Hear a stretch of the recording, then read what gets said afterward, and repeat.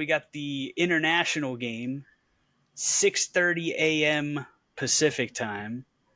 Not super happy about that because my Minnesota Vikings traveling to Dublin, take on the Pittsburgh Steelers. Tanner, who you got in this one?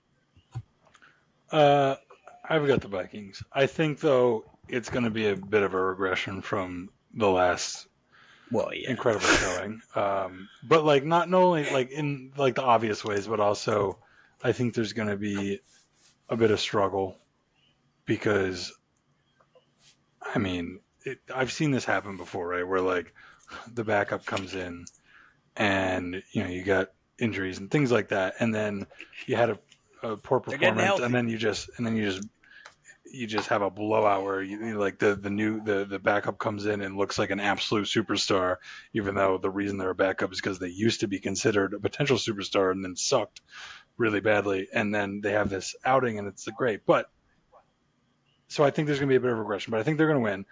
I don't think that we have a Sam Darnold situation with Carson Wentz. But so I think that it's going to be a little rough, but I think they're going to come out with a win. I think that Aaron Rodgers is fucking. You're going to be so pissed at this. I think he's washed, but not in the way that like most people say someone's washed.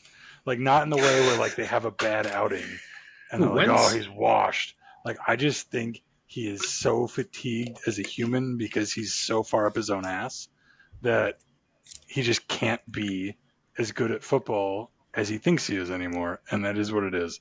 I think Rodgers loves ball, man. He's locked in. Whether he's washed or not, I'm not saying when he's in season, he's locked in. I still think you're talking about shit Rodgers. What? You're talking about Rodgers? Yeah. I think we're talking about Wentz. Oh, no, he shifted gears because they're the same. Wentz is also washed up that he thinks he's better than he is, and he's still. Well, it's a very different kind of wash, dude. I mean, you can't compare Aaron Rodgers and Carson Wentz. Listen, I would not bet against the man in black and yellow this season against the Minnesota Vikings. Sorry, Kyle. I'm picking the Steelers. All right, pal. All right. Well, as is customary, I will not pick the Vikings game. However, as I say every week, the Vikings should win this game, and here's why. The O-line is healthy. Donovan Jackson's going to miss a couple games. He had wrist surgery, played through it in the Cincinnati game because he's a warrior, just a stud. But Blake Brandel came in for a couple drives. Donovan Jackson went out with a bloody nose. And Blake Brandel last year in the games that he played with Darrisaw to his left allowed 6 pressures in 6 games. Then he allowed 36 pressures in the last 11 games. Darrisaw is healthy. Darrisaw played. If you watch the game, if you watch the tape, Darrisaw is just a beautiful human being, a monster. I cannot express to you how this man at left tackle comes in and solved pretty much all of the offensive problems, which however much of that is on J.J. McCarthy and his lack of experience and then moving to a guy who has experience, it's not the whole problem. Play calling, the run game, the blocking scheme, the communication on the offensive line, like everything, it was night and day because Darrisaw stepped in. They're getting Ryan Kelly back from the concussion, and that made all the difference. They had 2 rushing touchdowns from inside the 5 against Cincinnati, which is, I believe, the same amount they had in the entire 2023 season, which is ridiculous. And now we got Jordan Mason as the lead back, who is a sledgehammer, and it's just beautiful to watch. They averaged over 8 yards a carry running to the left side behind Darrisaw. But like Tanner said, it's not sustainable what they did last week. Isaiah Rodgers literally had the greatest individual performance in possibly defensive history, definitely defensive back history, did something nobody's ever done. And yeah, you do. And I'm glad to have him. And he did it in the first half. But they don't need to replicate that. Like, they blew out Cincinnati. They don't need to blow out Pittsburgh. They just need to win the game. Pittsburgh 2-1, but their defense has been kind of rough. They held New England to 14 points, but New England moved the ball consistently throughout the game, and they turned the ball over 5 times. They fumbled 4 times, and they lost all 4 fumbles. So, like, we forced 5 turnovers. won by 38 points. Pittsburgh forced 5 turnovers. They won by 7 points. The offense, it looks more like an Arthur Smith offense than the typical Rodgers offense. They're not taking a lot of deep shots. They're running the ball fairly efficiently, but it's not like a top 5, top 10 type of unit. I think the questions are because Wentz he did not look like a superstar, but he also did not look like just bozo Carson Wentz. He was efficient, 14 for 20. 2 passing touchdowns. He looked really sharp on the first drive. You could tell he was emotional because he grew up a Vikings fan. Took a few sacks, but he kind of settled in. It was a competent, efficient performance, and Kevin O'Connell referred to him as a point guard. So if he can continue to be a point guard for this offense, I don't see any reason why they can't win a bunch of games until J.J. McCarthy comes back.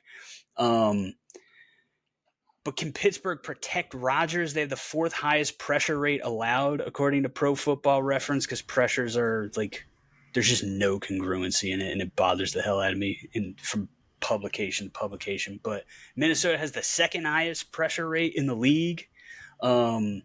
Pittsburgh has the 5th highest defensive pressure rate, but I think with Darrisaw back, with Kelly back, they shut down. Trey Hendrickson had 1 tackle. That's it. Nothing. He didn't have a pressure, didn't have a hit, didn't have a hurry, didn't have a sack, had nothing. He had 1 tackle.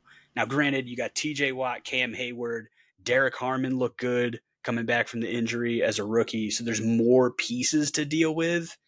But I think Minnesota's offensive line up front, we also saw Kevin O'Connell switch to more of a quick game, which I've been screaming about for years now with Kevin O'Connell.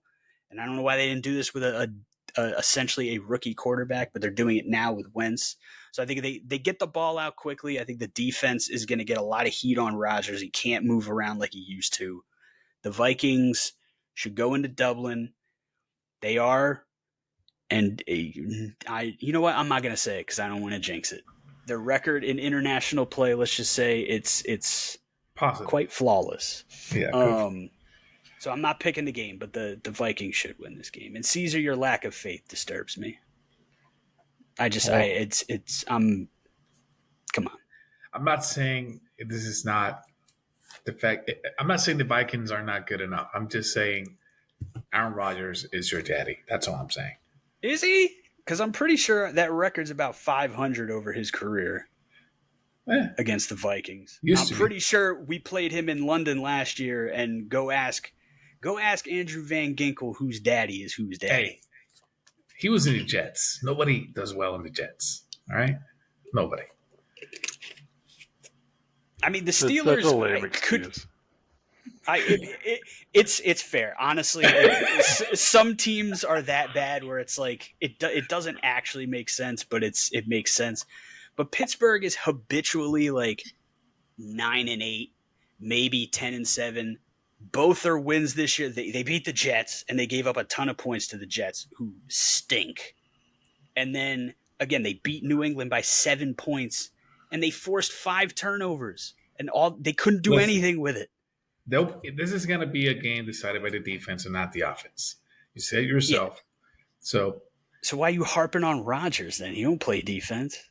I know he does play defense. Andrew Van Ginkel, who picked 6th him last year in London, and guess what? Had 2 sacks and 8 snaps against Cincinnati. We'll see what happens, but I feel like Rodgers is going to be able to come up with anything that he needs to win this game. All right? So it is offensive. You're back and forth, brother. Shut the fuck up. He's lost. I got the Steelers. You're lost. I got the Steelers. Well, this is Russell Wilson because this is last year's. Yeah, that's a sign. You could throw that in the trash with Russ. Move it, football head!